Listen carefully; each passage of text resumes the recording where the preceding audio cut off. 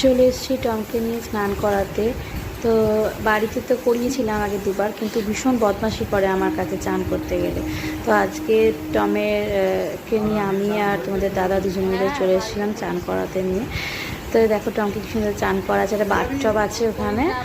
তো বাথটবের মধ্যে ঢুকিয়েও কি সুন্দর চান করছে, মানে ভয় পাচ্ছে। আমি তো দাঁড়িয়েছিলাম সামনে, তা আমাকে না দেখলে ভয় পাচ্ছে। ওরকম প্রথম করছে তো, ওরকম দেখছে কাউকে, তো এমনি ভয় পাচ্ছে, তাও চান করে দিচ্ছে দাদা। খুব সুন্দরভাবে পরিষ্কারভাবে চান করেছে, চুপচাপভাবে স্নান করছে। বাড়িতে তো খুব দুরন্ত, মানে আমার কাছে করলে মানে সে আমার ঘাড়ে ফাড়ে উঠে যায়।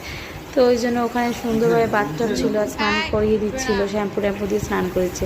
যা গরম পড়েছে আর মানে থাকা যাচ্ছে না, মানে ওদেরও তো কষ্ট হয়। এবার সেই কারণে ওকে স্নান করিয়ে মানে নিয়ে গেছিলাম পার্লারে, মানে ওখানে ডগিদেরই স্নান টান করায়, মানে গ্রুমিং করায়। তো সেখানে ওকে খুব সুন্দরভাবে স্নান